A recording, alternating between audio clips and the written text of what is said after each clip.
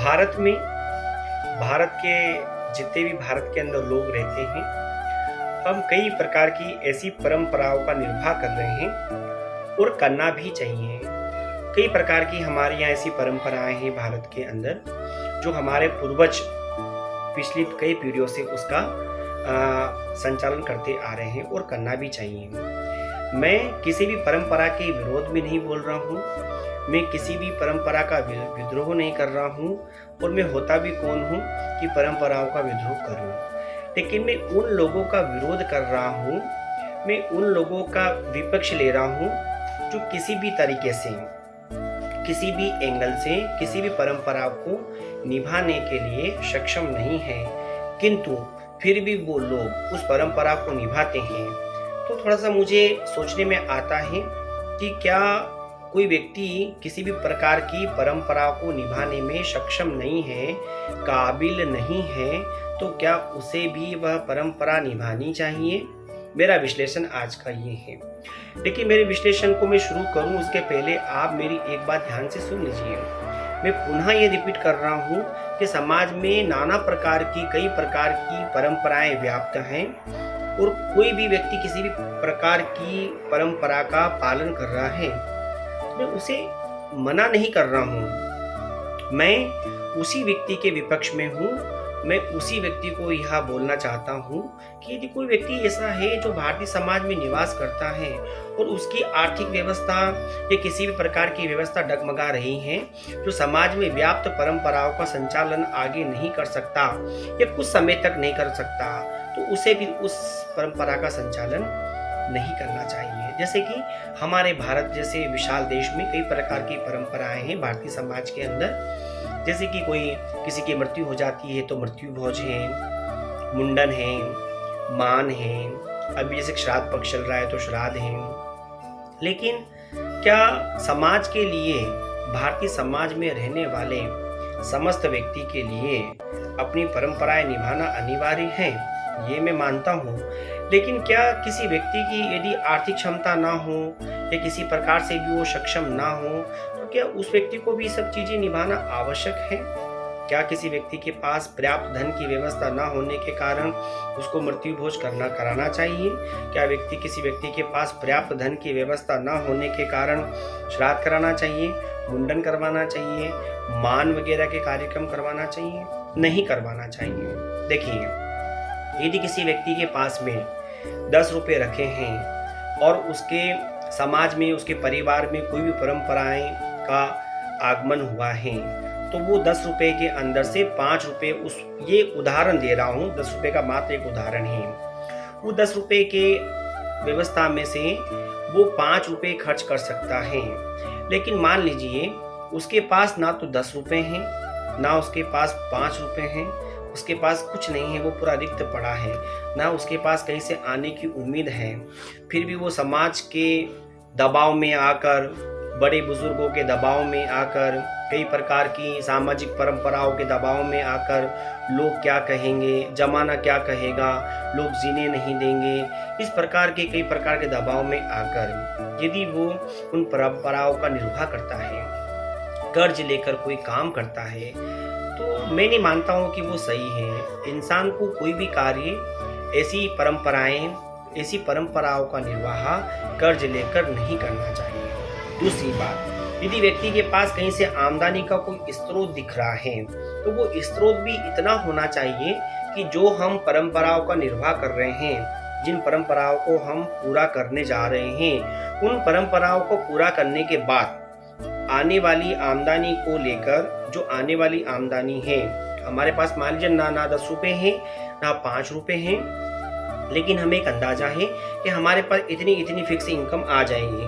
तो अब हम वापस 10 रुपये का उदाहरण लेते हैं। मान लीजिए कि समाज में कोई व्यक्ति है, उसके पास ऐसी कोई आमदनी का स्रोत है कि उसके पास 10 रुपये आ जाएंगे, तो उसे उस 10 रुपये में से 5 रुपये खर्च कर लेना चाहिए और 5 रुपये अपने आने वाले भविष्य के लिए बचा के रखना चाहिए। लेकिन आने वाली आमदनी भी 5 रुपये की ही है और 5 रुपये के अंदर मैं 10 रुपये का केवल एक आंकड़ा प्रस्तुत कर रहा हूँ। इस 10 रुपये के आंकड़े से आप अपनी आर्थिक व्यवस्था के ग्राफ को समझ सकते हैं। लेकिन मान लीजिए आने वाले केवल 5 रुपए की आमदनी है और वो 5 रुपए खर्च कर कर बैठ गया है।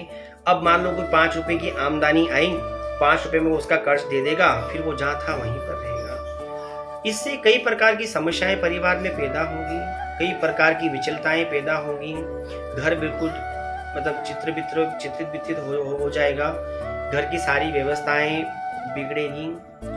परिणाम स्वरूप बच्चों की शिक्षा पे प्रभाव पड़ेगा, घर के जो रहने का स्तर है उस पर प्रभाव पड़ेगा, खान पान पर प्रभाव पड़ेगा, मानसिक तनाव पैदा होंगे, घर में कई प्रकार के विवाद पैदा होंगे और कई प्रकार के कर्जदार लेनदार खड़े हो जाएंगे मार्केट में।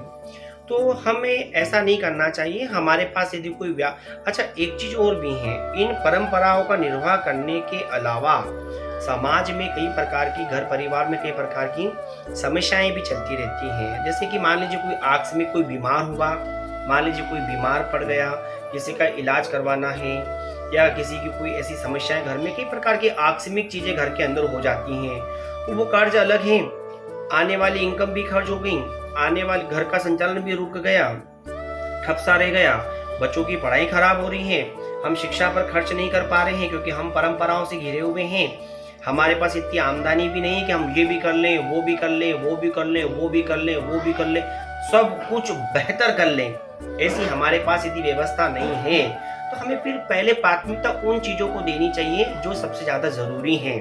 जैसे शिक्षा जरूरी है, स्वास्थ्य जरूरी है, घर में खान पान बहुत अच्छा जरूरी है, बच्चों की पढ़ाई बहुत अच्छी जरूरी है, घर में इलाज समय पर सबका जरूरी है, अच्छा इलाज जरूरी है। ये हमें प्राथमिकता इन चीजों को देना चाहिए। होता क्या है, जैसे कि आप सब जानते हैं कि भारत एक कृषि प्रधान देश है, तो भारतीय नागरिक कई प्रतिशत, कई गुना कृषि पर निर्भर रहता है और कृषि मानसून पर निर्भर रहती है। मैंने सुना है कि भारतीय मानसून को यदि छींक भी आ जाती है तो भारतीय किसान को बुखार आ जाता है, क्योंकि पूरी व्यवस्थाएं उसकी मानसून पर डिपेंड रहती हैं। आए दिन फसल का बिगाड़ना, भाव कम होना, फसल नष्ट हो जाना, इस प्रकार की अर्थव्यवस्थाएं भारत में देखी जा सकती हैं। तो फिक्स तो कुछ है नहीं कि उसको इतना वहां से मिल ही जाएगा। और फिर क्या है कि मान लो वो कोई परंपराओं का निर्वाह करता है तो उसका कर्ज वो फिर क्या करता है, आने वाली फसलों में उतारता है, फिर थोड़ा बच जाता है तो फिर वो आने वाली फसलों में उतारता है, फिर भी थोड़ा बहुत यदि कर्ज रह जाता है तो फिर वो उसकी आने वाली फसलों में उतारता है। यह क्रम धीरे धीरे धीरे धीरे कर्ज उतारने का चलता रहता है। साल, 6 महीने, 1.5 साल, 2 साल, जब तक वो उस कर्ज से मुक्त होता है और तुरंत उसके बाद पुनः फिर एक कार्यक्रम या एक परंपरा तैयार रहती है जिसका निर्वाह उसको करना होता है। तो वो व्यक्ति किसी के अंदर इन्हीं चीजों के पालन करने के अंदर डूबा रहता है। कभी ये किया, कभी वो किया, कभी ये किया, कभी वैसा किया, कभी वो परंपरा का निर्वाह किया, कभी वो परंपरा का निर्वाह किया, कभी उस श्राद्ध का आयोजन किया, कभी वह मृत्यु भोज दिया, कभी उसका काम कर रहा है, कभी उसका कर रहा है। मनुष्य अपने लिए, अपने बच्चों की अच्छी शिक्षा के लिए, परिवार का अच्छा निर्वाह करने के लिए, अच्छे स्वास्थ्य की व्यवस्था करने के लिए सबसे ज्यादा जरूरी है परिवार के अंदर। मैं आपको बताता हूँ क्या जरूरी है। एक अच्छे परिवार के लिए सबसे ज्यादा आवश्यक है अच्छी शिक्षा का आयोजन करना और अच्छे स्वास्थ्य की व्यवस्था करना। और तीसरे नंबर पे आता है गुणवत्ता वाला भोजन करना। ये 3 चीजें बहुत ही सर्वोपरि हैं। और रही बात चौथे नंबर पर, सारी परंपराएं आती हैं। यदि आप घर में भूखे बैठे हैं, यदि आपके घर की शिक्षा का स्तर निम्न है और आप बस भिड़े हैं परंपराओं का पालन करने में, परंपराओं का पालन करने में, करे जा रहे हैं पालन, करे जा रहे हैं पालन, कर्ज में डूबे जा रहे हैं, डूबे जा रहे हैं, डूबे जा रहे हैं, ना बच्चों की शिक्षा है, ना घर में उत्तम स्वास्थ्य है, ना अच्छी व्यवस्थाएं हैं, ना अच्छा भोजन है, तो मैं नहीं मानता कि हम सही कर रहे हैं। पहले आप कीजिए, मैं पुनः इस बात को दोहराऊंगा, आप सारी परंपराओं का निर्वाह कीजिए।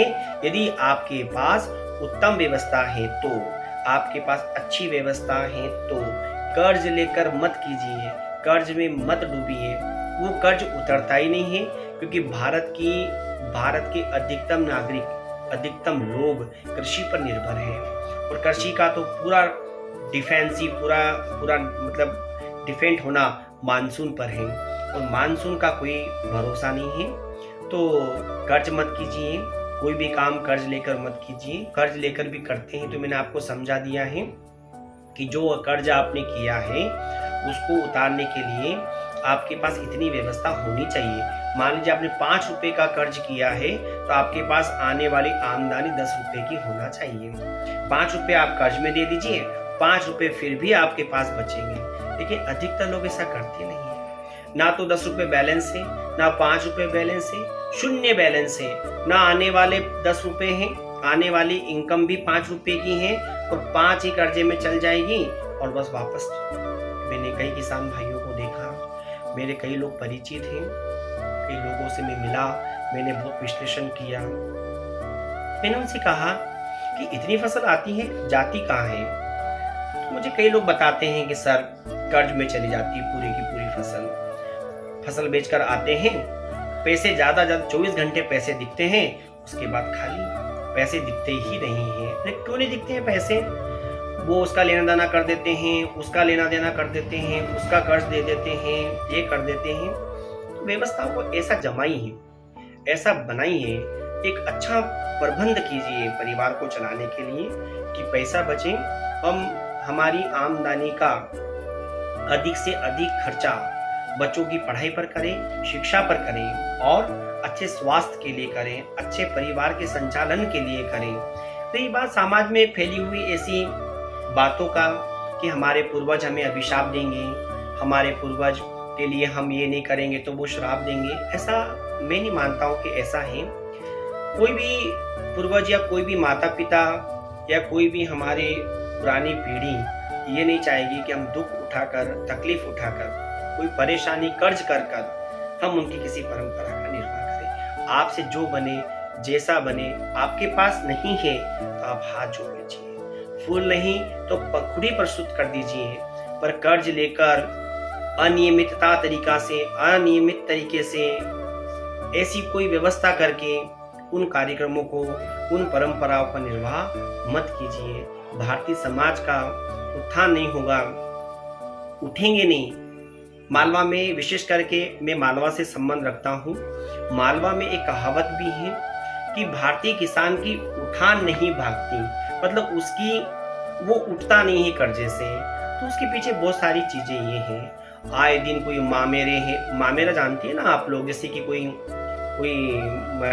कपड़े वगैरह करने का कोई कार्यक्रम होता है, विवाह है, मुंडन है, श्राद्ध है, मृत्यु भोज है, विवाह है, इन सब चीजों में इतना खर्च कर देते हैं लोग कि वो कर्ज तले दब जाते हैं। मैं पुनः ये बात दोहराऊंगा, आप कीजिए, आप मृत्यु भोज भी दीजिए, आप श्राद्ध भी कीजिए, आप मुंडन भी कीजिए, आप मान भी कीजिए, आप बड़े बड़े मामेरे कीजिए, लाखों रुपए उड़ा दीजिए, आप खूब शादियां कीजिए, खूब खर्चा कीजिए, लेकिन अपनी व्यवस्था ऐसी होनी चाहिए कि उन कार्यक्रमों को करने के पश्चात आपके आर्थिक व्यवस्था पर प्रभाव ना पड़े, और प्रभाव पड़े भी सही तो आप उनको तुरंत या कुछ समय बाद उसको आप मैनेज कर लें, आप उसका समाधान कर दें और आपकी व्यवस्थाओं पर उनका प्रभाव ना पड़े, आपके आने वाले जीवन, बच्चों के जीवन पर उनका प्रभाव ना पड़े। यही मैं कहना चाहता हूँ।